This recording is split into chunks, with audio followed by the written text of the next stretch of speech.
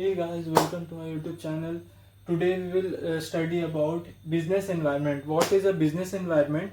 So under this chapter we will study about business environment concept and its importance. What are its concept and its importance, and then dimensions of business environment in various types of business environment like social, economical, political, legal, technical, all types of dimensions of business environment.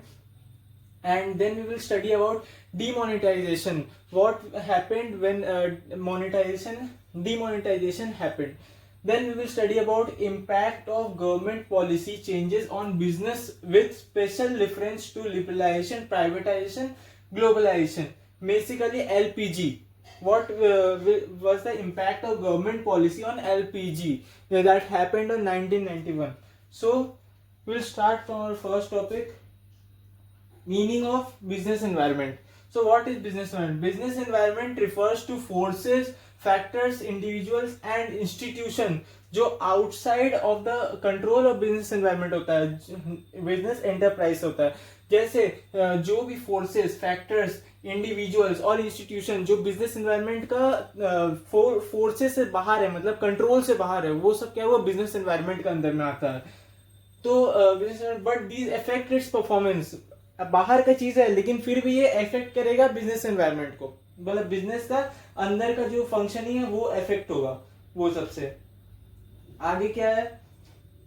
अच्छा, environment scanning क्या होता है? Environment scanning refers to the complete awareness और understanding of business environment होता है. अपना business environment को complete हम लोग अंडरस्टैंड कर रहे हैं और कंप्लीट अवेयर है हम लोग अपना बिजनेस एनवायरनमेंट से, उसी को बोला जाता है business environment scanning. With environment scanning हम लोग बहुत सारा बेनिफिट होता है. एंटरप्राइजेस कैन एंटिसिपेट मतलब क्या होता है, उसको पता लग जाएगा बिजनेस एनवायरनमेंट को क्या इफेक्ट होने वाला है बिजनेस एनवायरनमेंट फोर्सेस का, और क्या फैक्टर्स और फोर्सेस होगा उन लोग के बिजनेस के ऊपर, क्या इफेक्ट करेगा वो, और वो लोग कैसे उसमें फर्स्ट मूवर एडवांटेज पा सकता है, उसके ऊपर बताता है.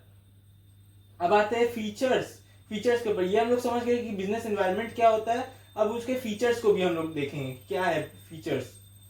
अच्छा, फीचर्स और कैरेक्टरिस्टिक्स, इसको कैरेक्टरिस्टिक्स भी बोल सकते हैं या नेचर ऑफ बिजनेस एनवायरनमेंट. तो अगर ये सब आपको पूछ लिया तो क्या क्या लिखेंगे? ऑल द एक्सटर्नल फोर्सेज, जितना भी एक्सटर्नल फोर्सेज है जो आपके बिजनेस को अफेक्ट कर रहा है उसी को बोला जाता है बिजनेस एनवायरनमेंट. और जो भी एक्सटर्नल फोर्सेज जैसे क्या क्या है, all the forces, institution and factors which are external to the business organisation.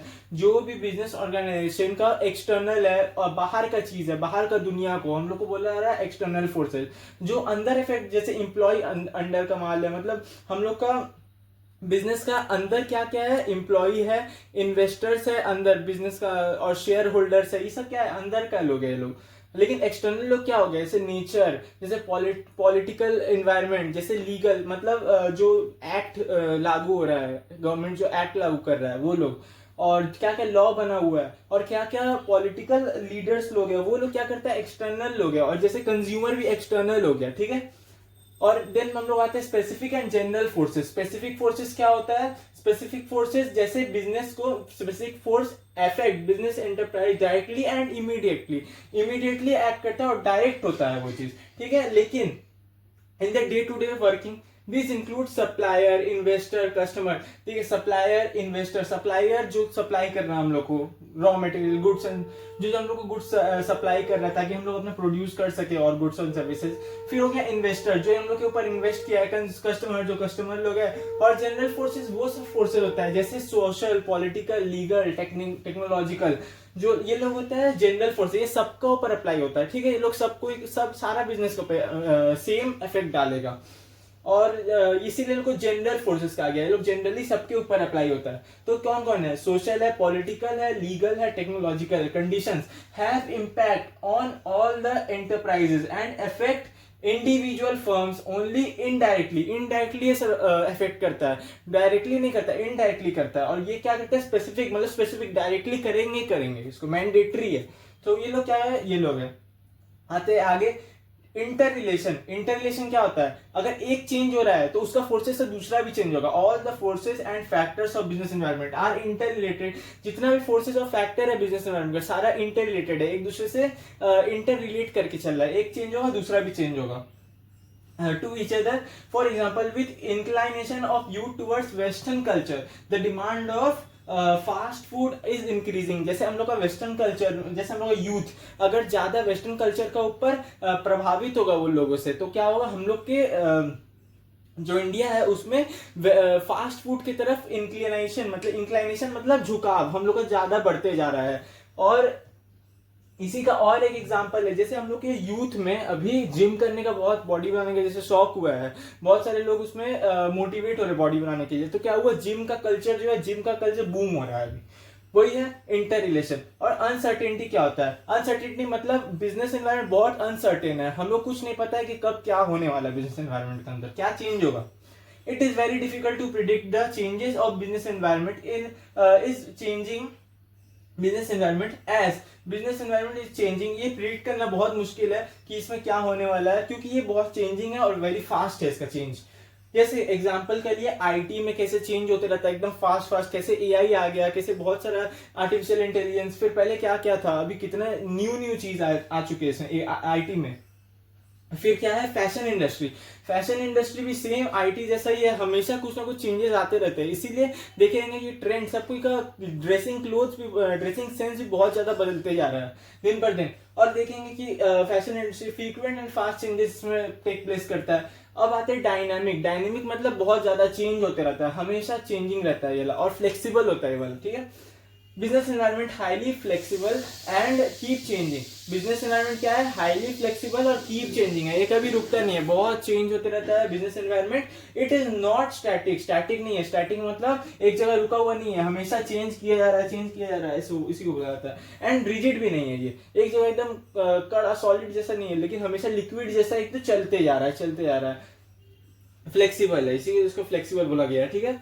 That is why it is essential to monitor करने के लिए, इसीलिए हम लोग को ज्यादा एसेंशियल हो जाता है, ताकि हम लोग बिजनेस एनवायरनमेंट को अपना मॉनिटर करें और स्कैन करें बिजनेस एनवायरनमेंट को कंटिन्यूअसली स्कैन करना रहना पड़ता है। नहीं तो अगर हम लोग पीछे रह गए, कि वो लोग के चेंजेस से हम लोग अगर पीछे हो गए, तो हम लोग क्या होंगे, हम लोग का जो प्रॉफिट होगा वो कम हो जाएगा ऑटोमेटिकली, क्योंकि हम लोग फर्स्ट मूवर एडवांटेज नहीं ले पाएंगे उस मार्केट में से जो चेंज हो रहा है। अब देखते हैं रिलेटिविटी। अच्छा, उसका बाद कॉम्प्लेक्स है। कॉम्प्लेक्स क्या होता है, बिजनेस एनवायरनमेंट बहुत कॉम्प्लेक्स है अंडरस्टैंड करने के लिए, ठीक है। It is very difficult to understand the impact of business environment of the company. जो कंपनी में इम्पैक्ट होता है वो सबको अंडरस्टैंड करना बहुत मुश्किल है, इसको समझना बहुत मुश्किल है। Although it is easy to scan the environment, but it is very difficult to know how these changes will influence. भले इसको स्कैन करना इजी होता है, लेकिन इसको पूरा इसका इम्पैक्ट समझना बहुत डिफिकल्ट होता है, और इसका इन्फ्लुएंस क्या पड़ने वाला है बिजनेस डिसीजंस के ऊपर, ये भी इन्फ्लुएंस होता है बहुत जोरों से। ऑलरेडी हाँ, sometimes change may be minor but it might have large impact। कभी कभी चेंज बहुत छोटा होता है, लेकिन उसका इफेक्ट बहुत ज्यादा हो जाता है, बहुत ज्यादा इम्पैक्ट होता है उसका बिजनेस का। जैसे डीमोनेटाइजेशन, जब हम लोग का नोटबंदी हुआ था, कितना सब कुछ इफेक्ट हुआ था, सब जो भी जितना बिजनेस था। अभी देखिए एलपीजी सिलेंडर, जो एलपीजी सिलेंडर अभी सप्लाई बंद हो गया, उसका बहुत कम मिलता है अभी, उससे कितना फूड इंडस्ट्री और होटल रेस्टोरेंट इंडस्ट्री कितना इफेक्ट हुआ है। वही चीज बोला है कि जैसे छोटा चीज भी बहुत लार्ज इम्पैक्ट डाल सकता है। For example, a change in government policy to increase the tax rate by 5% may affect the income of company by large amount। भले वो 5% से टैक्स रेट का अगर इंक्रीज हो गया, थोड़ा सा है ये 5%, लेकिन उससे बड़ा जो कंपनी है, लार्ज कंपनी जो कंपनी है, उसमें लार्ज अमाउंट का डिफरेंस आ जाएगा, बहुत बड़ा चेंज आएगा। तो रिलेटिविटी क्या होता है, नेक्स्ट है रिलेटिविटी, एक दूसरे सब रिलेटेड है। वहां एक और था इंटर रिलेटेड था, ये इंटर रिलेशन था वो लोग के साथ में। अभी यहाँ पर क्या है, रिलेटिविटी सब जैसा यहाँ पर है। जैसे अगर इंडिया में साड़ी बहुत पॉपुलर है, तो इसका मतलब ये नहीं कि वेस्टर्न कंट्रीज में भी साड़ी बहुत पॉपुलर होगा, वहां कुछ और पॉपुलर है, यहाँ कुछ और पॉपुलर है। यहाँ अगर ज्यादा लोग मान लीजिए इंडिया में अगर ज्यादा कोई दाल चावल खा रहा है तो दाल चावल का सेल भले इंडिया में ज्यादा है, लेकिन ये अमेरिका में ज्यादा नहीं होगा, वहां बर्गर और वहां पिज्जा उज्जा का सेल ज्यादा होगा। वही बोला है रिलेटिविटी, यहाँ कुछ और है वहां कुछ और। Business environment differ from country to country, region to region as political conditions, cultures and different in different countries. सब जगह का कल्चर, सब जगह region and political environment condition सब डिफरेंट होता है डिफरेंट कंट्रीज में। For example there may be more demand for saris, वही है वही चीज बोला गया है, डिमांड यहाँ पर इंडिया में साड़ी के लिए ज्यादा डिमांड रहेगा यूएसए और यूके का कंपैरिजन में। Same condition in the environment may have different effect on different enterprises. जितना भी इन्वायरमेंट का कंडीशन होगा, same condition in the environment में हैव डिफरेंट इफेक्ट। कंडीशन भले सेम हो लेकिन वो इफेक्ट दूसरा दूसरा रहेगा उसका डिफरेंट एंटरप्राइजेस पे। फॉर एग्जांपल अगर consumer organisation pesticides cold drink में पाया जाता है, अगर क्या होता है consumer when consumer organisation found pesticides in cold drink, जब कोल्ड ड्रिंक में पेस्टिसाइड्स मिलेगा, it came as constant for cold drink industry but it was an opportunity for juice industry. अगर इसमें कोल्ड ड्रिंक में अगर पेस्टिसाइड मिल गया, अगर आप देखेंगे कि आपका कोल्ड ड्रिंक में कुछ मक्खी उक्खी गिरा है या कुछ गंदा चीज पाया गया आपके कोल्ड ड्रिंक में, तो आप क्या करेंगे, कोल्ड ड्रिंक का लोग क्या करेंगे, कोल्ड ड्रिंक को पीना कम कर देंगे और जूस इंडस्ट्री बूम होने लगेगा। वही बोला है जूस इंडस्ट्री के लिए एक अच्छा एडवांटेज आ जाएगा। अब आते तो यही बोल दिया गया है यहाँ पर भी, यहाँ फीचर्स में आप डायग्राम से देख सकते हो। ऑल द एक्सटर्नल, क्या क्या फीचर्स होता है, all the external forces, specific and general forces, inter relation, uncertainty, dynamic, complex, relativity. तो आपका फीचर्स कंप्लीट होता है। अब नेक्स्ट चलते हैं, अब नेक्स्ट क्या क्या है, एक हम लोग एमसीक्यू कर लेते हैं। इसमें से एमसीक्यू दिया गया है, Unique limited is an electronic goods manufacturing company situated in Uttar Pradesh. एक कंपनी इलेक्ट्रॉनिक गुड्स कंपनी है जो उत्तर प्रदेश में है। It is earning low revenue earn कर रहा है कंपैरिजन टू दूसरा इलेक्ट्रिक कंपनी पीएस लिमिटेड से, सिचुएटेड जो दिल्ली में सिचुएटेड है। Both enterprises affected by the investor customer और investor customers, competitors and supplier. दोनों लोग क्या होता है, इन्वेस्टर, कस्टमर, कॉम्पिटिटर सबसे एंड सप्लायर से अफेक्टेड होता है इन द रिस्पेक्टिव लोकेशन लोग जहां जहां पर है। Eight the same time both लोग अफेक्टेड होता है इकोनॉमिक कंडीशन से, change in technology etcetera. So identify करना है कि feature of business environment discuss in above paragraph, कौन कौन सा ये फीचर्स बताता है बिजनेस एनवायरनमेंट में। तो क्या होगा आप लोग देख के बताइए कि इसका जो इफेक्ट हो रहा है इसका क्या क्या है। एक तो पहले वो लोग इफेक्ट हो रहा है both the enterprise effect investor customer. तो ये लोग क्या है, पहला ये लोग इफेक्ट हो रहा है स्पेसिफिक लोग से इफेक्ट हो रहा है, और एक तो जनरल लोग से भी ये लोग इफेक्ट हो रहा है। जनरल लोग जैसे कौन कौन आ जाएगा, economic condition, change in technology general है, ठीक है। तो ये लोग कौन कौन सा आप लोग देखिए। अब at the same time both are affected by the economic condition.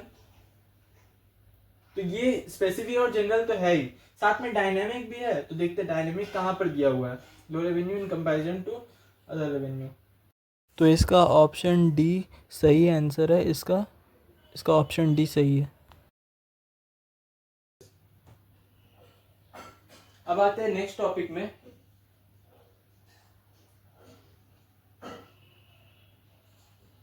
Importance of business environment, क्या क्या इंपॉर्टेंस है हम लोग को समझते हैं वाला। तो एक तो है first, enables the firm to identify opportunity and getting first mover advantage. पहले हम लोग को आइडेंटिफाई अपॉर्चुनिटीज हम लोग आइडेंटिफाई कर लेंगे तो हम लोग को फर्स्ट मूवर एडवांटेज मिल जाएगा हम लोग को। तब क्या है, the businessman who are able to understand scan the opportunities of business environment at early stage, they get maximum benefit और they are capture a big share in the market. जब वो लोग को पता चल जाता है कि वो लोग के बिजनेस एनवायरनमेंट में क्या क्या चेंजेस हुआ है अर्ली स्टेज में, जब पता चल जाता है तो वो लोग क्या करते हैं, उससे मैक्सिमम बेनिफिट उन लोग को मिल सकता है और वो लोग कैप्चर कर सकते हैं एक big share of the market का बिग शेयर को वो कैप्चर कर सकते हैं। They can go much ahead of their competitor, वो लोग बहुत अपने अहेड जा सकते हैं कॉम्पिटिटर से। फॉर एग्जाम्पल मारुति, हाँ जैसे एग्जाम्पल के मारुति लिमिटेड जब अपना कंपनी को इंडिया में स्टार्ट हुआ था मारुति लिमिटेड, तब क्या हुआ था, जो नैरोलैक पेंट कंपनी है वो पता चल गया था उन लोगों की ये मारुति आ रहा है इंडिया में, तो वो क्या किए थे, अपना कंपनी को इतना उस काबिल बना दिए थे ताकि उन्हीं को कॉन्ट्रैक्ट मिले पेंट करने का, पेंट कंपनी नैरोलैक, तो इसको पेंट वेंट करने का जो ऑर्डर हो उसी को मिले, नैरोलैक को मिले, इसीलिए वो लोग अपने कंपनी को उतना अहेड लेके चले गए थे और इम्प्रूव किए थे अपना में, तो मारुति उन्हीं को दिया भी था अपना नैरोलैक का वो जो ऑर्डर था पेंट का। Help the firm to identify the threats and early warning signal. जब हम लोग अपने वो क्या बोलते हैं थ्रेट्स को आइडेंटिफाई कर लेंगे, क्या क्या थ्रेट्स है और क्या क्या बिजनेस एनवायरनमेंट चेंज हो रहा है, तो हम लोग अगर कोई थ्रेट्स आया, अगर कोई अर्ली वार्निंग सिग्नल अगर हम लोग को मिला तो हम लोग उसको आइडेंटिफाई कर लेंगे और उसी का हिसाब से हम लोग आगे जाके अपना पॉलिसी को चेंज करेंगे और अपने कंपनी को उसी तरीके से आगे बढ़ाएंगे।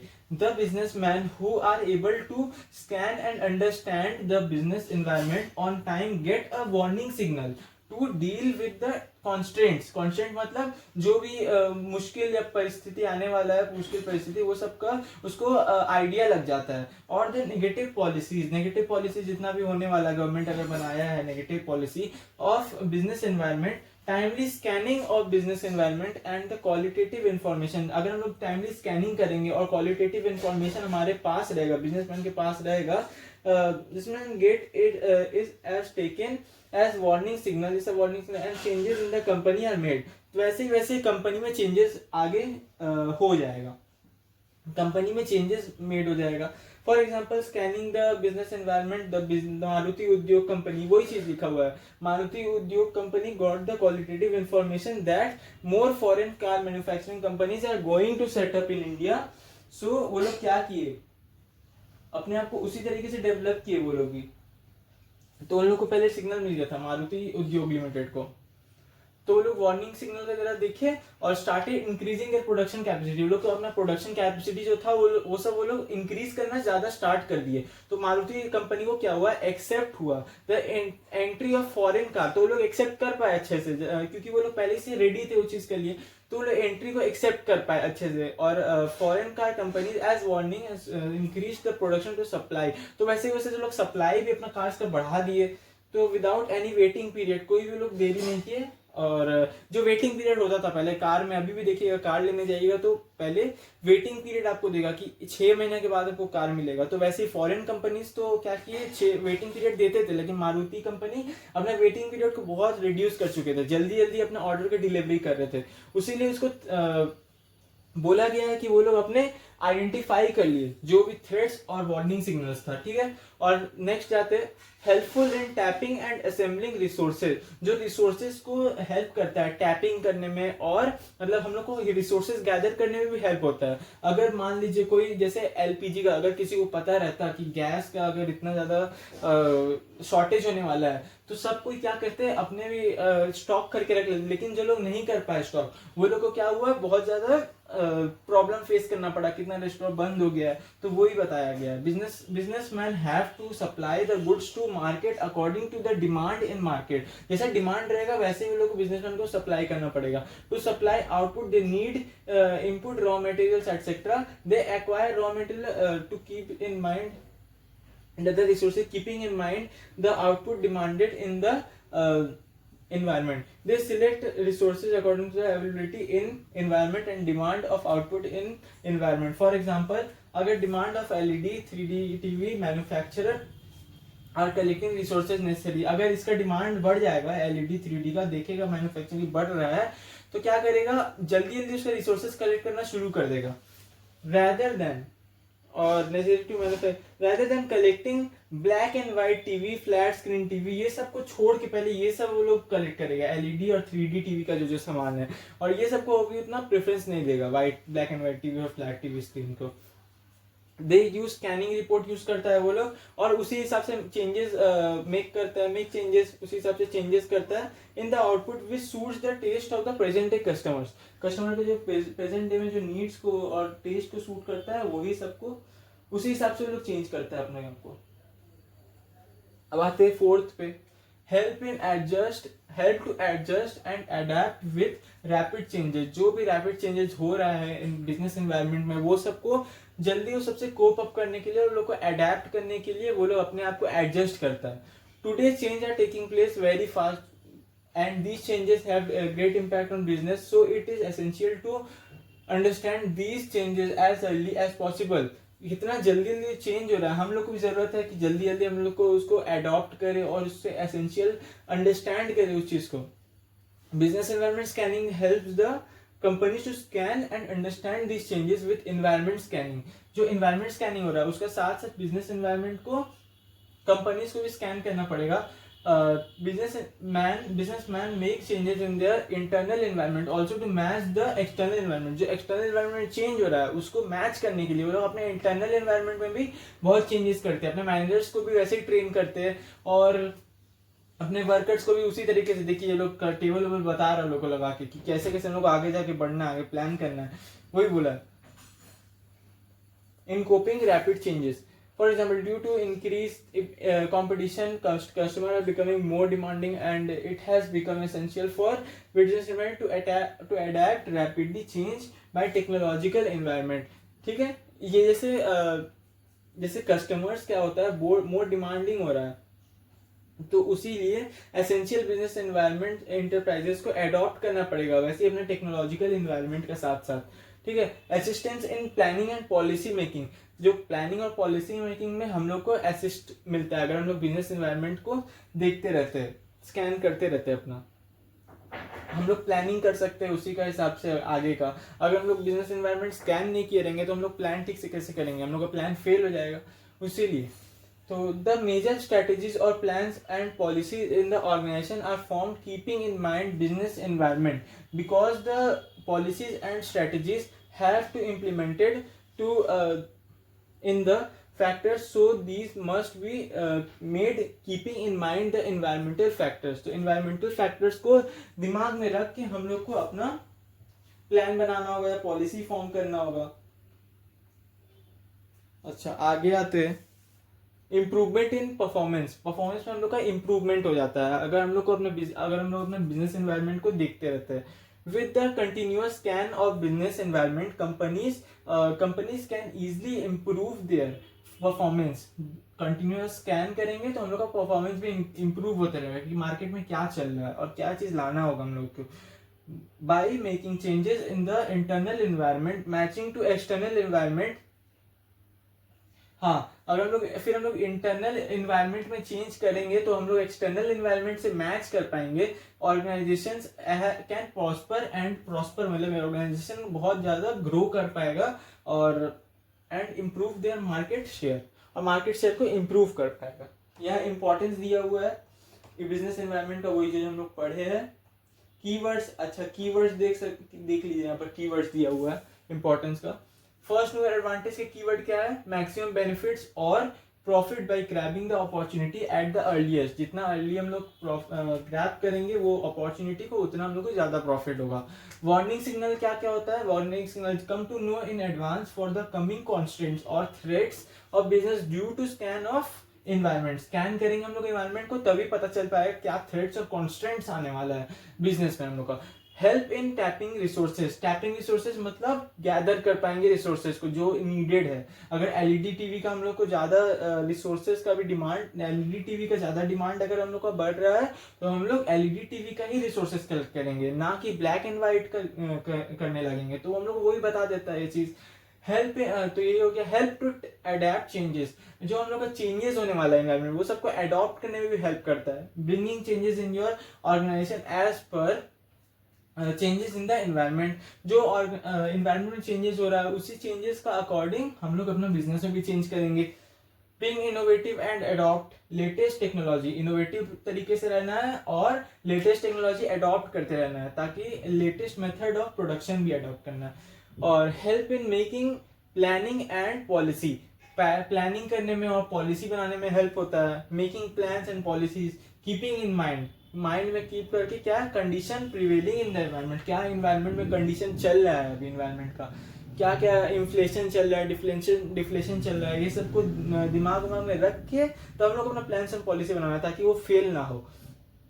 अच्छा, इम्प्रूवमेंट इन परफॉर्मेंस, ये सब अगर हम लोग करेंगे, बिजनेस एनवायरनमेंट को अगर हम लोग कंटिन्यूस स्कैन करते रहेंगे तो हम लोग का क्या होगा, परफॉर्मेंस भी इम्प्रूव होगा। With timely changes and innovation performance improves. अच्छा, और क्या है इसमें, एक एमसीक्यू देखते हैं। With the introduction of mineral water bottle in India, Bisleri was able to capture the big market share in India. जैसे तो which importance of business environment is highlighted here, कौन सा बिजनेस एनवायरनमेंट का importance highlight हुआ है, तो वो लोग क्या किया, जैसे जैसे जैसे देखो क्या, with the introduction of mineral water bottle in India, जैसे जैसे मिनरल वाटर बॉटल इंडिया में इंट्रोड्यूस हुआ, बिस्लरी उसको कैप्चर कर लिया वो एडवांटेज को, तो क्या हुआ, हेल्प्स इन पॉलिसी मेकिंग, नहीं तो इंट्रोडक्शन, थ्रेट आइडेंटिफाइड थ्रेट, ये भी नहीं है, थ्रेट कहाँ से हुआ, हेल्प इन टैपिंग रिसोर्सेज, हाँ ये हो सकता है। और देखते आगे, help to identify opportunities and getting first mover advantage, तो ये सबसे ज्यादा सुटेबल है, वो क्या किया, आइडेंटिफाई किया अपना अपॉर्चुनिटी को और गेटिंग फर्स्ट मूवर एडवांटेज पा गया उसके ऊपर बिस्लरी, तभी आज सब कुछ जान रहा है उसको। और यहाँ देखते हैं अब dimensions of business environment, dimension क्या क्या है बिजनेस एनवायरनमेंट का, तो अब आ गया ये वाला मेन चीज, यहाँ से क्वेश्चन आएगा ही आएगा। तो dimensions of business environment mean all the factors, forces and institutions which have direct और indirect influence over the business transaction, जो बिजनेस ट्रांजैक्शन में डायरेक्ट और इनडायरेक्ट इन्फ्लुएंस करेगा, और कौन सा फोर्सेज और इंस्टीट्यूशन ये सब डायरेक्ट और इनडायरेक्ट इन्फ्लुएंस करेगा बिजनेस ट्रांजैक्शन को, वो सभी डायमेंशन ऑफ बिजनेस एनवायरनमेंट, उसी को बोला जाता है। तो general environment is the most important dimension of business environment, as businessman cannot influence or change the components of general environment। शुरू में हम लोग जनरल एनवायरनमेंट पढ़े थे ना, कि क्या हुआ था कि जनरल एनवायरनमेंट सबके ऊपर लागू होता है और उसमें पॉलिटिकल, टेक्नोलॉजिकल, लीगल आ जाता है उसमें, तो स्पेसिफिक को कम से कम हम लोग कंट्रोल तो कर पाएंगे क्योंकि वो हम लोग का रीच का अंदर होता है, लेकिन जनरल इन्वायरमेंट क्या होता है, हम लोग का रीच का बाहर होता है, हम लोग का जो औकात के बाहर चल जाता है जनरल इन्वायरमेंट। तो क्या होता है, general environment rather he has to change his plans and policies, तो हम लोग क्या करेंगे, जनरल इन्वायरमेंट को चेंज नहीं कर सकते, लेकिन हम लोग को अपना पॉलिसीज और प्लान्स को चेंज करना पड़ेगा उसी के अकॉर्डिंग, और जो टेकिंग प्लेस हो रहा है जनरल इन्वायरमेंट में। तो इसी major components of general environment, general environment जो है उसी का मेजर कंपोनेंट्स है इकोनॉमिकल इन्वायरमेंट। जैसे फर्स्ट है economic environment, economic environment refers to all the forces and factors which directly influence the economy of our country, जो भी factors और फोर्सेज जो हम लोग का इकोनॉमी को डायरेक्टली इन्फ्लुएंस कर रहा है उसी को बोला जाता है economic environment. Economic environment consist of GDP, GDP जैसे होता है, फिर income level of national level, income level at national level, जो भी हम लोग का नेशनल लेवल में इनकम है उसको, उससे हम लोग का economy environment, economical environment decide होता है। फिर पर कैपिटल लेवल ऑफ इनकम, पर जो पर पर्सन कितना कमा रहा है वो सब इन्फ्लुएंस करता है। फिर प्रॉफिट अर्निंग रेट, जितना हम लोग का प्रॉफिट अर्निंग रेट है, जितना हम लोग इन्वेस्ट कर रहे हैं, क्या हम लोग उससे ज्यादा प्रॉफिट है उतना प्रॉफिट हम लोग कमा पाएगा, तो वो चीज करता है। Productivity and employment rate, industrial, monetary and fiscal policy, fiscal policy मतलब जो फाइनेंशियल पॉलिसी जो निर्मला सीतारमन निकालती रहती है 1 फरवरी को, वो चीज फिस्कल पॉलिसी उसी को बोला जाता है। जो हम लोग का टैक्स रेट कितना होगा, हम लोग का कितना कितना टैक्स लगेगा, कहाँ कहाँ कौन सा जगह में, वो सब फिस्कल पॉलिसी होता है ऑफ द गवर्नमेंट एटसेट्रा। तो यही सब इकोनॉमिकल इन्वायरमेंट का अंदर आ जाता है। अगर ये सब इफेक्ट होगा तो हम लोग का क्या बोलते हैं, कंपनी भी हम लोग का वैसे ही इफेक्ट होगा इकोनॉमिकली। और देखते हैं some aspects of economic environment are increase in GDP result in rise in disposable income of people and further increase in demand for product. जैसे हम लोग का जीडीपी इंक्रीज होगा तो हम लोग का जो क्या है कॉमन पब्लिक का डिस्पोजेबल इनकम भी बढ़ जाएगा, और डिस्पोजेबल इनकम को बढ़ने का वजह से हम लोग क्या करेंगे, ज्यादा डिमांड करेंगे, तो हम लोग का इन्फ्लेशन आएगा, कंट्री में इन्फ्लेशन आएगा, ज्यादा डिमांड रहेगा। और देखते हैं high inflation rate set as constant, ज्यादा इन्फ्लेशन होगा तो ये कांस्टेंट है, एक बुरा चीज है जो इंक्रीज कर देगा कॉस्ट ऑफ प्रोडक्शन, प्रोडक्शन का जो कॉस्ट होगा वो भी इंक्रीज होगा क्योंकि ज्यादा सप्लाई हम लोग को करना पड़ेगा, ज्यादा प्रोड्यूस करना पड़ेगा, तो रॉ मटेरियल जितना भी रिसोर्सेज है वो सब ज्यादा खर्चा होने की वजह से कम होगा और हम लोग का जो कॉस्ट ऑफ प्रोडक्शन इसी की वजह से बढ़ जाएगा। Decrease in interest rate is beneficial and increase demand for home loans and borrowing money. जितना भी अगर इंटरेस्ट रेट डिक्रीज हो जाएगा तो हम लोग का क्या होगा, बेनिफिशियल होगा, क्योंकि ये demand for home loan and borrowing बढ़ा देगा। Passing of GST bill will affect almost all the business organisation. जितना भी बिजनेस ऑर्गेनाइजेशन है वो सारा इफेक्ट होगा जब हम लोग का जीएसटी बिल पास होगा। डिमोनेटाइजेशन, जैसे जो नोटबंदी हुआ था 500 और 1000 का, वो recently hit the Indian economic environment. वैसे वो रिसेंटली क्या किया, हम लोग का इंडियन इकोनॉमिक एनवायरनमेंट को हिट किया है। Banking sector reform has led to many attractive schemes of deposit and lending money. The banks are offering loans at very nominal rate.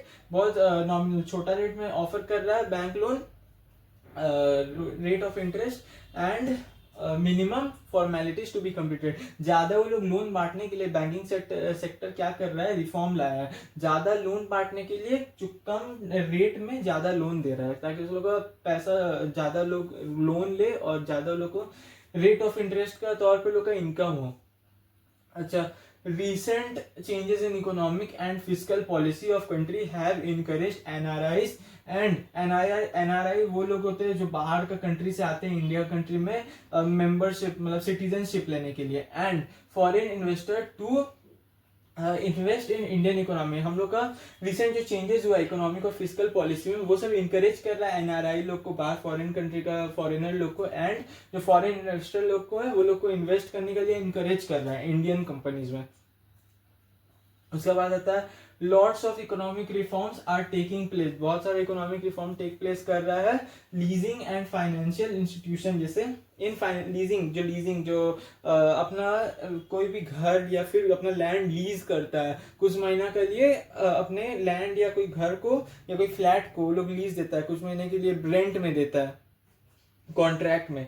Financial institute ये सब बहुत कॉमन हो चुका है। The private sector is allowed to enter in financial institution, as a result customers are gaining.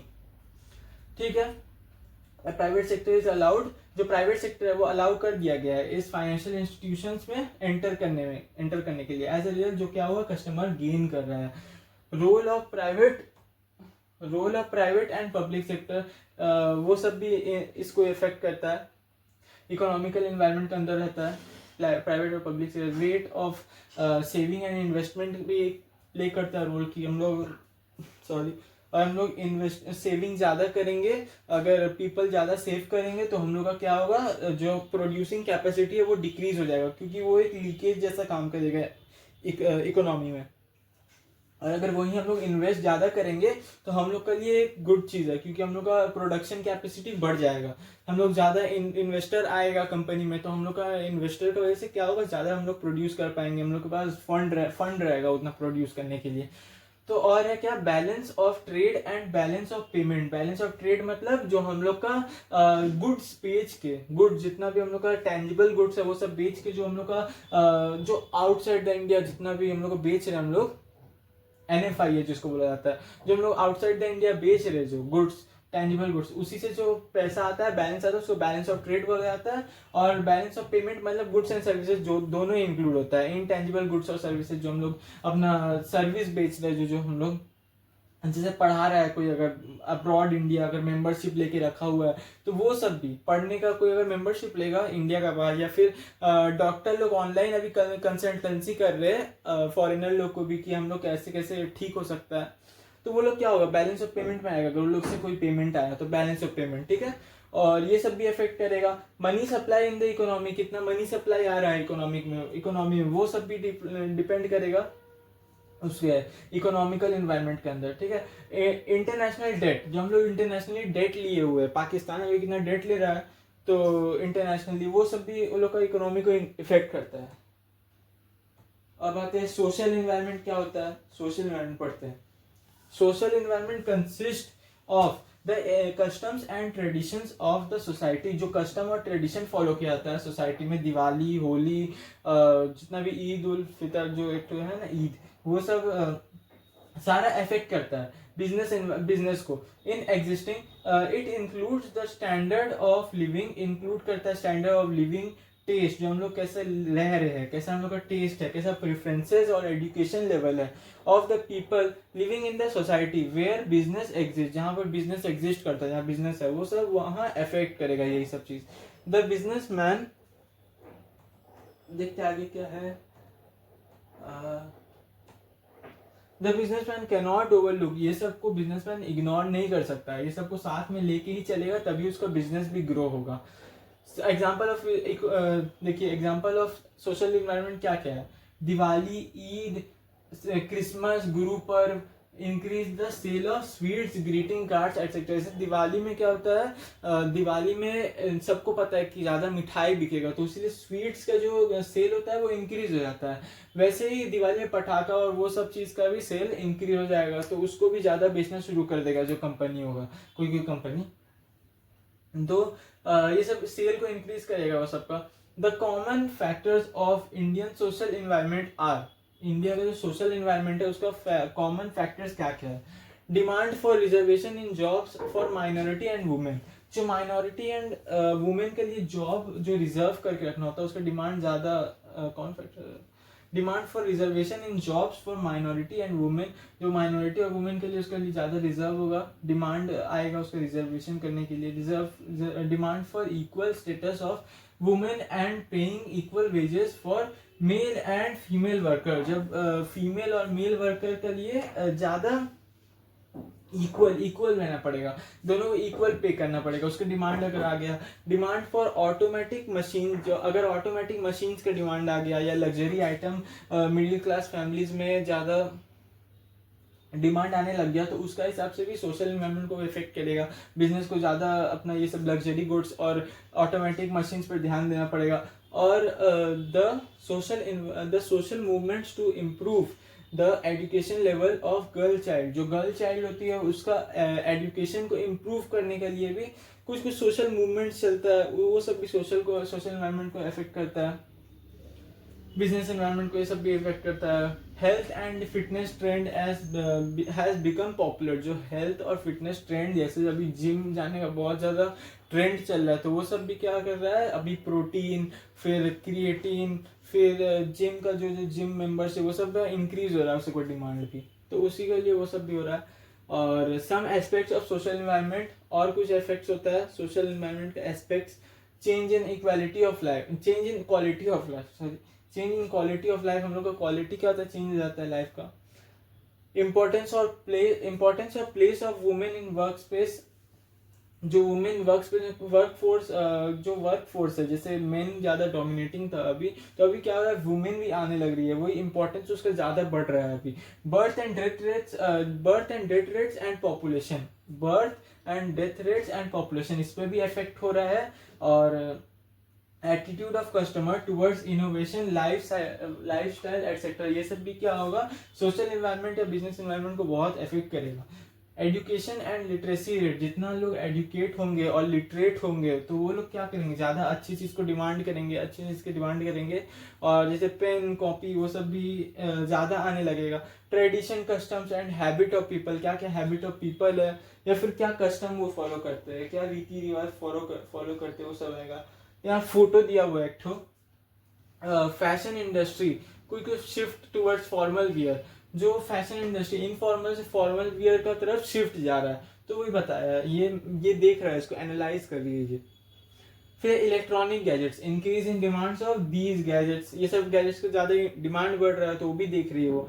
फिर क्या है, food habit, shift towards packaged food, अब क्या है, लोग अवेयर हो चुके हैं, ओपन वाला जो फूड है वो सब नहीं खा रहे ज़्यादा, अब क्या कर रहे हैं, पैक्ड फूड खा रहे हैं, वो है। अब cosmetic industry, increase in demand, ये सब का भी इंक्रीज हो चुका है डिमांड, जो इन्फ्लुएंसर लोग है उस सबको लिए यूज हो रहा है ज़्यादा से ज़्यादा। तो impact of shifts with the presence of women in the work force, presence of women in the, जो वुमेन जो प्रेजेंस है वर्क फोर्स में, वो सब का इम्पैक्ट शिफ्ट में बहुत ज़्यादा हो रहा है।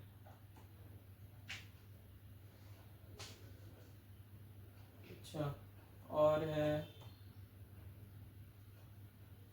अच्छा नीचे दिया हुआ है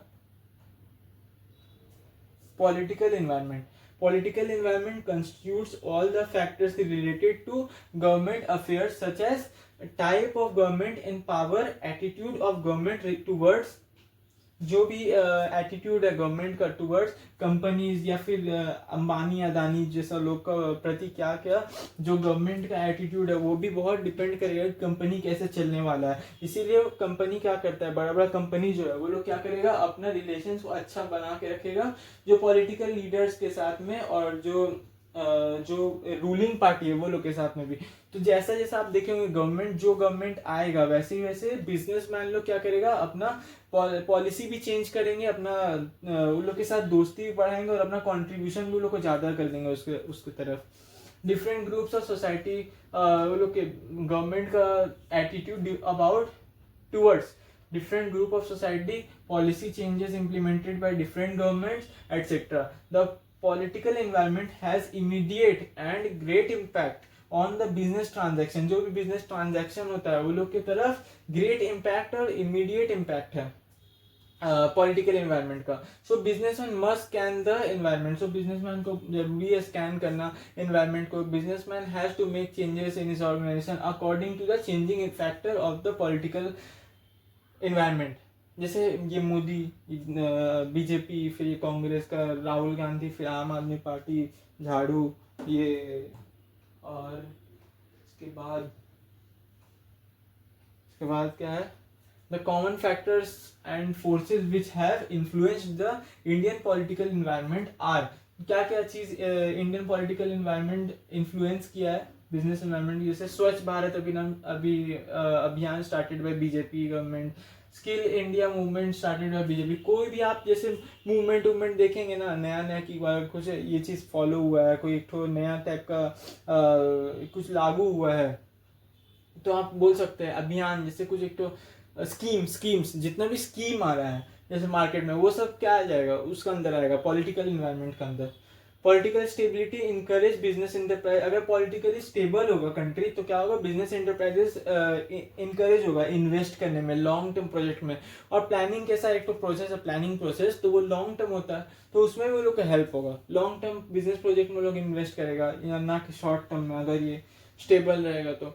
फिर एक present political system and profile of political leaders. जो पॉलिटिकल सिस्टम है कैसा सिस्टम एक वर्क हो रहा है, डेमोक्रेसी है कि डेमोक्रेसी की डिक्टेटरशिप है या फिर कुछ और कि मिलिट्री टेक ओवर है, वो सब भी बताता है। प्रेजेंट पॉलिटिकल सिचुएशन सिस्टम को देखता है वो। और प्रोफाइल ऑफ पॉलिटिकल लीडर्स, कैसा पॉलिटिकल लीडर्स है, ये है कि ये है, वही देखता है। पॉलिटिकल लीडर्स किस टाइप का, उसका प्रोफाइल भी देखता है। कॉन्स्टिट्यूशन ऑफ द कंट्री को भी वो इसी में आ जाता है पॉलिटिकल इन्वायरमेंट के अंदर कि इसमें कुछ अगर चेंज हुआ है कि ठीक है, सब चीज़ सही है।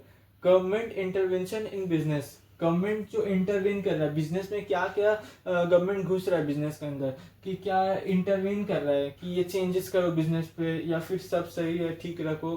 तो वही बताया इंटरवेंशन, गवर्नमेंट का इंटरवेंशन बिजनेस में भी बहुत इंपॉर्टेंट है। ये भी एक पॉलिटिकल फैक्टर के अंदर आ जाता है।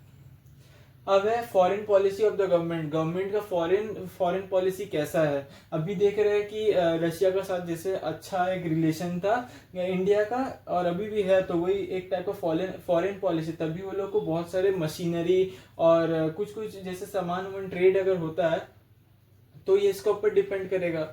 आपको बिजनेस ट्रांजैक्शन भी कैसा रहेगा उसके ऊपर डिपेंड होगा। फॉरेन पॉलिसी ये इंपॉर्टेंट है फॉरेन पॉलिसी। तो और है values and ideology of political party. क्या आइडियोलॉजी को फॉलो करता है पॉलिटिकल पार्टी उसके ऊपर भी डिपेंड होगा। और क्या क्या उसका वैल्यूज है, किस चीज के ऊपर वो काम करना चाहता है पॉलिटिकल पार्टीज, ये आपको बिजनेस ट्रांजैक्शन को अफेक्ट करेगा। अब एक और सेकेंड लास्ट पे आ जाते हैं लीगल एनवायरनमेंट क्या है, the management of every business enterprise has to obey the law of land. जो जहां वो रहता है उसको वो ओबे करना बहुत जरूरी है। अगर उसको ओबे नहीं किया तो वो उसको बहुत सारा पेनल्टी उसके ऊपर पड़ेगा और वो जैसा उसका बिजनेस के ऊपर वैसे इफेक्ट पड़ेगा, नेगेटिव इफेक्ट पड़ेगा। इसीलिए वही बोला है, therefore it is essential for every business enterprise to have adequate knowledge of rules and regulation framed by the government. जो गवर्नमेंट फ्रेम करता है रूल्स एंड रेगुलेशन, उसका बारे में उसको पता होना जरूरी है. अगर आप जिस कंट्री में रह रहे हैं, अगर आप गए किसी और कंट्री में, तो अगर आप कुछ गलती कर दी और आप बोल रहे हैं कि मुझे ये कानून नहीं पता था, लॉ नहीं पता था इस जगह का, तो अब वो आपका गलती है कि आपको नहीं पता था, आपको पेनल्टी देना होगा या फिर आपके ऊपर कुछ लीगल कार्रवाई होगा, वो हो सकता है. इसीलिए आपको पता होना चाहिए कि आपका ऊपर क्या मतलब क्या रूल्स एंड रेगुलेशन है जो गवर्नमेंट फ्रेम किया है उस कंट्री का. उसी हिसाब से अपना बिजनेस को कंटिन्यू करना पड़ेगा. Legal environment includes various law. जितना भी आपको एक्ट दिखेगा, अगर क्वेश्चन पेपर में एक्ट आ गया या लॉज दिख गया केस स्टडी में, तो आप समझ जाइएगा कि लीगल एनवायरनमेंट का बात हो रहा है यहाँ पर. लीगल एनवायरनमेंट के बारे में various laws and legislative act बोला ना, administrative order issued by the government authorities. जो ऑर्डर इशू किया गया है गवर्नमेंट अथॉरिटीज की तरफ में, मतलब IAS IPS जो भी होता है, वो लोग की तरफ से जो इशू किया गया है एडमिनिस्ट्रेटिव ऑर्डर, तो वो सब भी आ जाएगा उसके अंदर, लीगल एनवायरनमेंट के अंदर. कोर्ट जजमेंट, जो कोर्ट जजमेंट देता है किसी को, कार्रवाई सुनाता है, as well as the decisions rendered by various commissions and agencies. जो भी डिसीजन रेंडर किया गया है कमीशंस का या एजेंसीज का द्वारा at every level of the government, कितना भी सेंटर, स्टेट, फिर लोकल, जो भी गवर्नमेंट इशू किया है एक्ट या फिर लेजिस्लेशन, उसको भी आपको फॉलो करते हुए आगे बढ़ना होगा बिजनेस को. To work successfully in India, the business enterprises must have detail about companies act 1956. आपको अगर आपको कोई भी बिजनेस एंटरप्राइज अगर आप चला रहे हैं, तो आपको क्या होना चाहिए, एक इंफॉर्मेशन होना चाहिए, उसके ऊपर आइडिया होना, नॉलेज होना चाहिए आपको क्या क्या चीज़ का है. कंपनीज एक्ट 1956 जो कंपनी का क्या बोलते हैं, कंपनी का जो दिन पर दिन दिनचर्या जो होता है कंपनी का, वो सब का ऊपर लिखा गया. कंपनीज एक्ट 1956 अकाउंट्स में भी हम लोग पढ़ते हैं. फिर इंडस्ट्रियल एक्ट 1951, इसी के अकॉर्डिंग आपको अपने इंडस्ट्रियल का जो भी वर्क है उसको करना पड़ेगा, इंडस्ट्रियल वर्क. फिर FEMA, फिर ये भी एक एक्ट है. और trade union act 1926. Trade union act 1926 बताता है, जैसे आप समझ के रखिए ट्रेड कैसे कर रहे हैं आप, कैसे करना चाहिए आपको ट्रेड, वही सब एक्ट में बताया गया. Factories act, industrial act, industrial due, जितना भी एक्ट दिख रहा है सब में एक्ट है, सब में एक्ट है. तो ये सब क्या होगा, लीगल एनवायरनमेंट के अंदर है. क्योंकि वो जज का वो याद रखिएगा एक्ट वो कैसे लॉन्च करता है, अपना पास करता है एक्ट, वही सब. Some aspects of legal environment. क्या क्या एस्पेक्ट है लीगल एनवायरनमेंट का. Legal policy related to licensing and foreign trade. जो लाइसेंसिंग को लेके और फॉरेन ट्रेड को लेके लीगल पॉलिसी है, वो सब इसी के अंदर आता है. Statutory warning essential to be printed on label. जो लेबल, जैसे गुटखा का अगर कोई ये बनाता है, जैसे सिगरेट गुटखा सब बनाता है, जो उसमें क्या प्रिंट रहता है ना कि इसको खाने का मरना है ही है, तो वही बोला है कि स्टैट्यूटरी वार्निंग देना एसेंशियल है, जरूरी है. For example packets of cigarettes must have statutory warning कि तुम मर जाएगा, फिर भी लोग खाता ही है.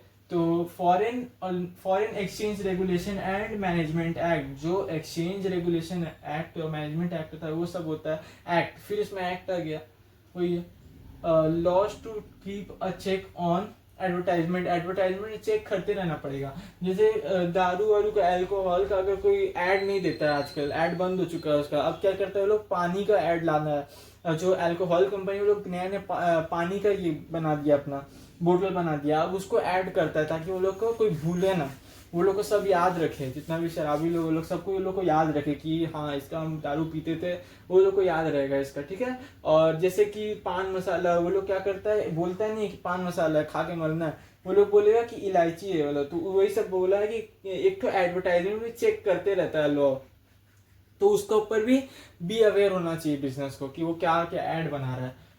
और नेक्स्ट है technological environment. Technological environment includes forces related to scientific improvement and innovation. जो भी साइंटिफिक इम्प्रूवमेंट हो रहा है या इनोवेशन हो रहा है टेक्नोलॉजी में, वो सबका इन्वायरमेंट को भी स्कैन करते रहना पड़ेगा बिजनेस को, ताकि वो अप टू डेट रहे अपने टेक्नोलॉजी से.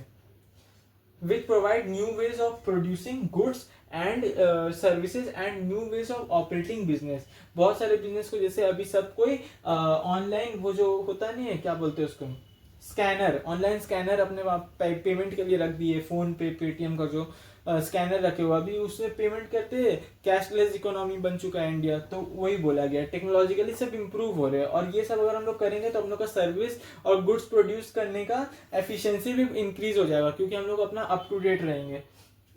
और few example of recent technological changes which have affected Indian business, कौन कौन सा है? Companies have started using new ways of advertising such as CD rooms, computerized information kiosk। मतलब आपको देख के, ये आपको इजी है, आपको देख के समझ में आ जाए कि ये टेक्नोलॉजिकल इन्वायरमेंट का अंडर में आता है। तो वही बोला गया है कि ये आपको समझ में आ जाएगा। कितना मिनट का ये है? हाँ, अब खुद देख के समझ में आएगा। ऑनलाइन बुकिंग ऑफ टिकट्स, अभी सब टिकट ऑनलाइन बुकिंग होने लग गया है। फिर वैक्यूम, जो हाथ से घर पहुंचता था, सब कोई दुकानों में हाथ से अगर कोई पहुंचता था, तो अभी वैक्यूम आ गया है। टाइपराइटर से वर्ड प्रोसेसर्स टाइपराइटर को रिप्लेस कर दिया है। जैसे फोटो कॉपियर कार्बन पेपर को बहुत ज़्यादा रिप्लेस कर चुका है। वही सब बोला गया है, न्यू टेक्नोलॉजी जो आ गया है अभी। आगे है, हाँ, ये जैसे टिकट जो बुक होता है ना, अभी ई टिकट IRTC से शायद जाके ITRS ऐसे कुछ है, वो वेबसाइट से जाके आप टिकट बुक कर सकते हैं रेलवे का। तो अभी सब चेंज हो चुका है, लाइन नहीं लगाना पड़ता उतना लंबा लंबा आपको। अब देखते ये क्वेश्चन देख लेते हैं, 2 क्वेश्चन इसके ऊपर। The reserve bank of India reduces CRR, cash reserve ratio को डिक्रीज कर दिया। जो CRR क्या होता है? CRR वो होता है जो बैंक, कमर्शियल बैंक को क्या होता है, सेंट्रल बैंक के पास कुछ कैश का रिजर्व रखना पड़ता है अपना, एक लीगल तौर पे रखना पड़ता है। कैश रिजर्व रेशियो को रिड्यूस कर दिया है Reserve Bank by 0.5% to control recession. जो रिसेशन क्या होता है, मतलब डिफ्लेशन जो चल रहा होता है। तो क्या होगा, अगर ये रिजर्व बैंक अगर CRR को रिड्यूस कर देगा, CRR कैश रिजर्व रेशियो को, तो क्या होगा, वो कमर्शियल बैंक जो है ज्यादा लोन दे पाएगा लोगों को, और ये क्या करेगा, लोन बोरोइंग कैपेसिटी को इनकरेज करेगा। ज्यादा सब कोई लोन बोरो करेगा तो ज्यादा सब कोई खरीदारी करेगा, डिमांड करेगा। तो जो ठप पड़ा हुआ था पूरा इकोनॉमी, वो क्या होगा, अब इन्फ्लेशन आएगा, धीरे धीरे अब ऊपर उठेगा डिफ्लेशन से।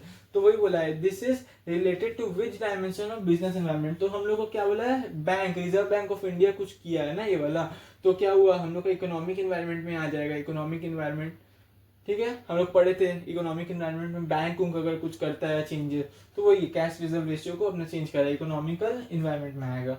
अब है introduction of mobile phones have negatively affected the business of cameras and watches. It is related to, जो मोबाइल फोन है, मोबाइल फोन वो कैसे अफेक्ट कर दिया है कैमरा और वॉचेस का डिमांड को। अब सब कोई घड़ी को देखने की जरूरत ही नहीं है, घड़ी अब कम यूज होने लग गया। अब ज्यादा फोन पे ही सब कोई अपना टाइम देख लेता है, कितना टाइम हो रहा। तो उसी लिए तो ये टेक्नोलॉजिकल इन्वायरमेंट है, रिप्लेस हुआ है, कोई टेक्नोलॉजी शिफ्ट आया है, टेक्नोलॉजिकल शिफ्ट आया है, इसलिए टेक्नोलॉजिकल इन्वायरमेंट अंडर में आ गया। ये शायद आपके सिलेबस में है नहीं अभी, फिर भी बढ़ा देते हैं एक बार। ये है नहीं शायद ये सिलेबस में, ये डिलीटेड है, फिर भी एक बार देख लीजिए। LPG शॉर्ट में पढ़ लेते हैं। LPG इसका आता है LPG में, LPG liberalisation, privatisation, globalisation. Liberalisation क्या हुआ, जिसमें गवर्नमेंट जो रिस्ट्रिक्शंस था, जो लाइसेंसिंग पॉलिसी में, वो सब रिस्ट्रिक्शन को रिमूव कर देते हैं लिबरलाइजेशन में। और ये कब हुआ था, 1991 में हुआ था। अभी आप इकोनॉमिक्स का पेपर दिए होंगे तो उसमें भी आप पढ़े होंगे LPG, जो सेकंड चैप्टर में था, इंडियन इकोनॉमिक डेवलपमेंट में, वही लिबरलाइजेशन, रिस्ट्रिक्शन रिमूव कर दिए। फिर प्राइवेटाइजेशन, प्राइवेटाइजेशन में क्या था कि जितना पब्लिक सेक्टर एंटरप्राइज है वो सब डिसइन्वेस्टमेंट कर दिए, वो लोग गवर्नमेंट डिसइन्वेस्टमेंट कर दिए, और अपने जितने पब्लिक सेक्टर के अंदर में जितना भी एंटरप्राइज आता था वो सब क्या किया, प्राइवेट सेक्टर को दे दिए, ताकि वो लोग अपना अच्छा से उसको संभाल पाए। ग्लोबलाइजेशन क्या था कि ग्लोबल अपने इकोनॉमी को इंडियन इकोनॉमी को ग्लोबली सबके साथ अटैच कर दिया, मतलब ग्लोबली हो गया इकोनॉमी, और लेन देन होने लग गया। फॉरेन इन्वेस्टर, फॉरेन कंपनी भी इन्वेस्ट करने लगे इंडिया में आके। वही है LPG। हम एक बार आपको देख के बता देंगे। अगर ये होगा सिलेबस में तो इसका एक सेपरेट वीडियो ला देंगे। Impact of changes in economic policy of the business affects the liberation and globalisation. क्या क्या चेंजेस था, ये वाला भी एक बार देखना होगा। अच्छा, managerial response to changes in business environment, improved compensation,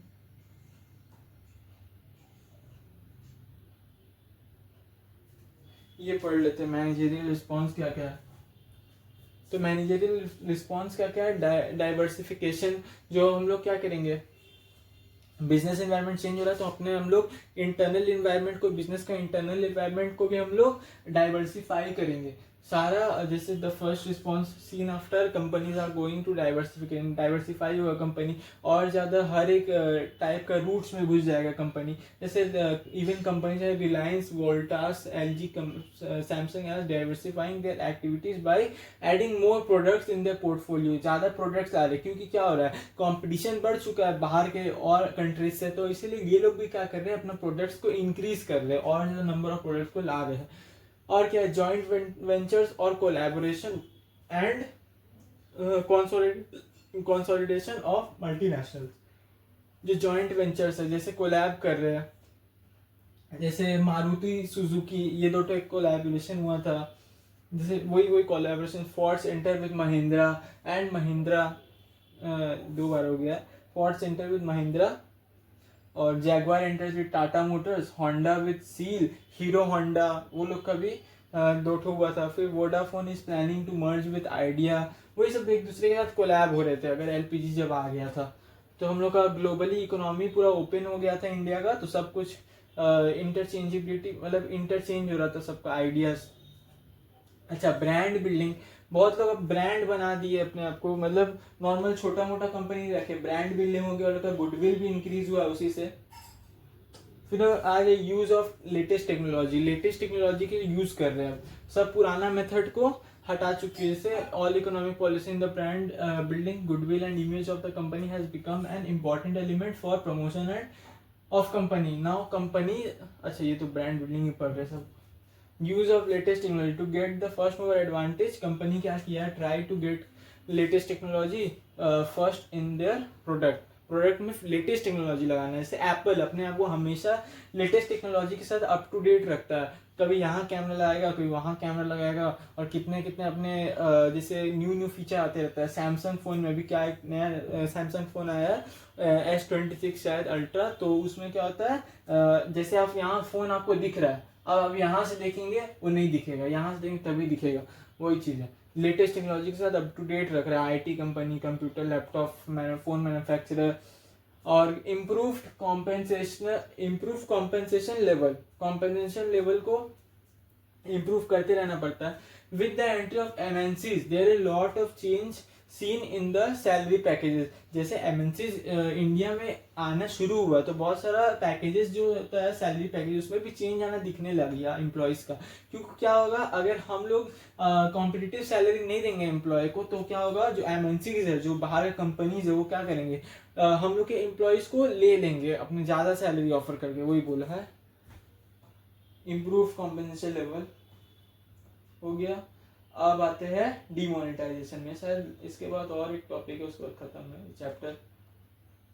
demonetisation नवंबर 2016 को हुआ था, 8 नवंबर 2016 को मोदी जी प्रेस कॉन्फ्रेंस किए थे और 500 और 1000 के नोट बंद होने वाले मित्रों बोल के बंद कर दिए थे। और denomination notes were withdrawn from circulation से बंद हो गया था और बहुत सारे लोग इसमें मरे भी थे। बहुत बिजनेस भी अफेक्ट हो गया था क्योंकि मेजरली ये सब नोट ज़्यादा 86% लोगों के पास ये सब करेंसी सर्कुलेशन में था, लेकिन इसको विड्रॉ करके क्या हुआ, बहुत लंबे लंबे लाइनों में लोगों को खड़ा रहना पड़ा। People were advise to go to the bank and replace old notes with the new up to a limit, मतलब नया से, मतलब पुराना से नया नोट्स को रिप्लेस करने के लिए ऑर्डर आ गया था।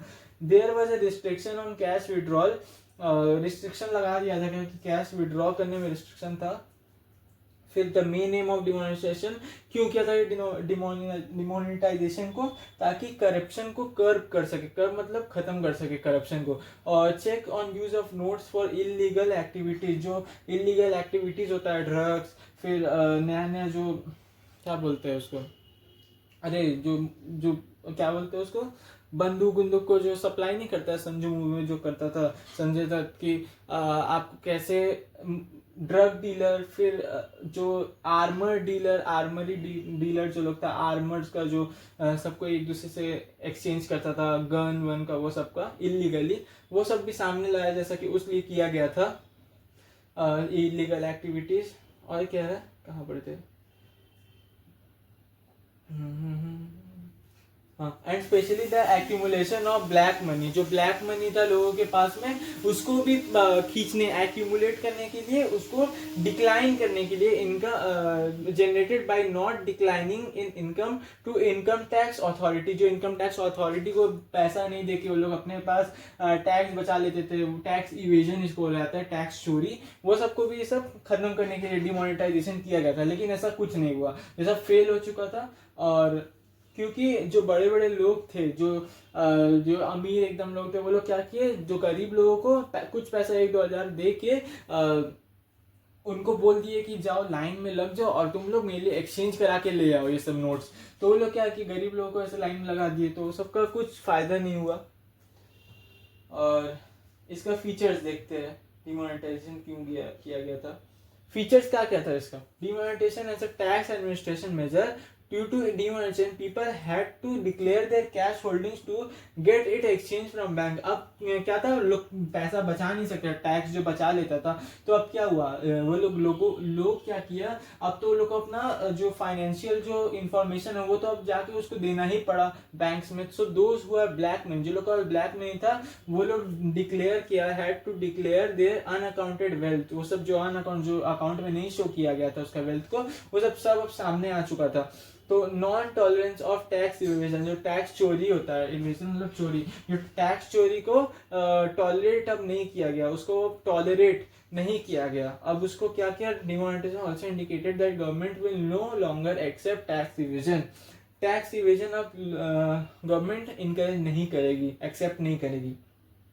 Tax administrating and channelising saving into formal financial system, इससे टैक्स एडमिनिस्ट्रेशन में और लोग टैक्स जो इनकम टैक्स रेट वो सब भी ज़्यादा बढ़ गया था।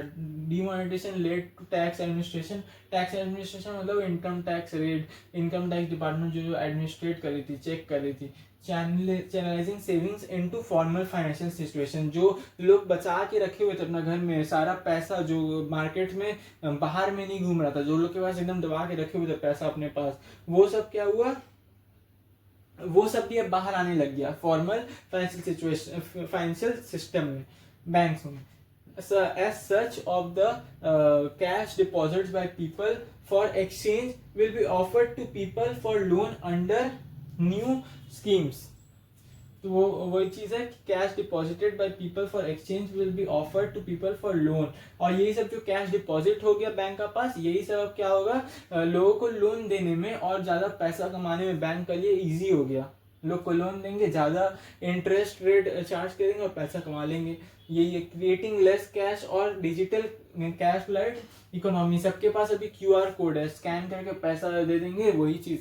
अब कैशलेस या लेस कैश या डिजिटल कैश लाइट इकोनॉमी हो गया। अब ज़्यादा सब डिजिटल पेमेंट करते हैं, वो सबको इनकरेज किया। आगे देखते कुछ है कि नहीं, अब हो गया चैप्टर कंप्लीट। अब इसका डिफरेंस है शायद कुछ। इम्पैक्ट ऑफ डिमोनेटाइजेशन, इम्पैक्ट क्या क्या हुआ, एरिया से मनी और इंटरेस्ट रेट। तो impact decline in cash transaction कम हो गया और डिजिटल ट्रांजैक्शन बढ़ गया था। बैंक डिपॉजिट इंक्रीज, बैंक लोग के पास डिपॉजिट आने लग गया पैसा का पूरा। अब सब कोई तो जाके अपना पैसा जमा करवाते बैंक्स में, तो क्या हुआ, डिपॉजिट बढ़ गया बैंक का पास, तो अब वो ज़्यादा लोन दे सकेगा, ज़्यादा कमा पाएगा। इंटरेस्ट इन फाइनेंशियल सेविंग्स, जो financial increase in financial savings, जो फाइनेंशियल सेविंग्स था वो सब बैंक का पास आ गया। फाइनेंशियल का सेविंग मतलब गवर्नमेंट बैंक का फाइनेंशियल सेविंग बढ़ गया। अब ज़्यादा पैसा गवर्नमेंट बैंक का पास था, जो दबा हुआ था पैसा सब और प्राइवेट वेल्थ का क्या इफेक्ट किया, private wealth private wealth decline हो गया since some high denomination notes of 500 और 1000 were not return and real estate prices fell, और रियल एस्टेट प्राइसेस फेल हो गया। जो बिल्डिंग का व्यापार करते थे, जो रियल एस्टेट, जो प्रमोटर लोग को देखेंगे ना, बिल्डिंग बनाता है ये तो रियल एस्टेट का प्राइस बढ़ा नहीं, फेल हो गया। तो और प्राइवेट सेक्टर वेल्थ को क्या इफेक्ट हुआ, no effect. Private sector wealth को क्या इफेक्ट हुआ, कुछ इफेक्ट नहीं हुआ इसको, क्योंकि यही लोग तो करा रहा था सब। प्राइवेट गवर्नमेंट सेक्टर, इसको मतलब गवर्नमेंट सेक्टर समझ सकते हैं, गवर्नमेंट। डिजिटलाइजेशन, हाँ डिजिटलाइजेशन हो गया, डिजिटल ट्रांजेक्शन अमॉन्ग यूजर्स, रुपेक्स और ईपीज उसी में भारत पे वाला एक तो अश्नीत ग्रोवर फर्स्ट वो एडवांटेज ले गया उसका, और अपना मस्त एक ऐप बना दिया और कमा लिया, पूरा स्टार्क टैंक में आ गया। उसी की तरफ फिर हो गया रियल स्टेट में क्या पड़ा, रियल स्टेट का प्राइस डिक्लाइन हो गया, जो लोग मजा से एकदम था सब एकदम लोग का मजा निकल गया उसी में। Tax collection, rise in tax collection because of increase disclosure, जो पूरा इंक्रीज हो गया था। डिस्क्लोजर मतलब क्या होता है, डिस्क्लोजर मतलब जो लोग दबा के पूरा पैसा रखा हुआ था घर में और कुछ उसका वेल्थ का अकाउंट नहीं दिखा रहा था अपना कि हमको इतना पैसा कहाँ से कमाया है, वो सब अब डिस्क्लोज हो चुका था बैंक का पास में कि अब कहाँ से आया, सब पैसा आया कहाँ से तुम्हारे पास, वो सब पता चल चुका था। तो rise in tax collection because of tax अब ज्यादा कलेक्ट आने लग गया, बिकॉज सब कुछ डिस्क्लोज हो चुका था गवर्नमेंट के पास। अब आ जाते ये सब, और कुछ है यहाँ पर डीमोनेटाइजेशन को लेके, और नहीं है कुछ। क्विक रिवीजन में ये आप देख सकते हैं अपना, क्विक रिवीजन में सब आप देख लीजिएगा, ये सब आप रिवीजन करने के लिए आपका काम आ जाएगा। वही सब चीज़ लिखा हुआ है, बस उसका मेन हेड लिखा हुआ है सब टॉपिक्स का, ये आप देख सकते हैं। फीचर्स ऑफ इकोनॉमिक पॉलिसी 1991, यहीं से पढ़ लीजिएगा, इससे बाहर आएगा भी नहीं, उतना आप लंबा पढ़ने मत जाइएगा। और वो आप ऑलरेडी पढ़ चुके इकोनॉमिक का जो का जिसका एग्जाम था इंडियन इकोनॉमिक डेवलपमेंट में, इसीलिए टॉपिक को इग्नोर, मतलब थोड़ा सा पढ़ लीजिएगा, आपको समझ में आ जाएगा इतना चीज़ भी। फिर impact of changes in economic policy, सब इकोनॉमिक पॉलिसी चेंज हुआ था उसका इम्पैक्ट बता दीजिएगा। कंपटीशन इंक्रीज हुआ था, more demanding customers, rapidly changing technological environment, necessity for change, need for developing human resources, market orientation, loss of budgetary support to ये सब आप पढ़ लीजिएगा अगर होगा तो। ये आएगा नहीं, वैसे आएगा नहीं। और ये आपके लिए एक चार्ट है, एक फ्लो चार्ट है आपका लिए वाला, आपको रिवीजन का समय में हेल्प करेगा। मीनिंग, फीचर्स में 4 फीचर्स आ गया, external forces, all the external forces, specific and general forces, inter relation, और नीचे भी है और भी है, और दिखा देंगे, ये सब है, ये भी है। और फीचर्स ऑफ डिमोनेटाइजेशन क्या क्या है, ये पूरा चार्ट है, दिमाग में फिट कर लीजिएगा, इजी चैप्टर है, हो जाएगा।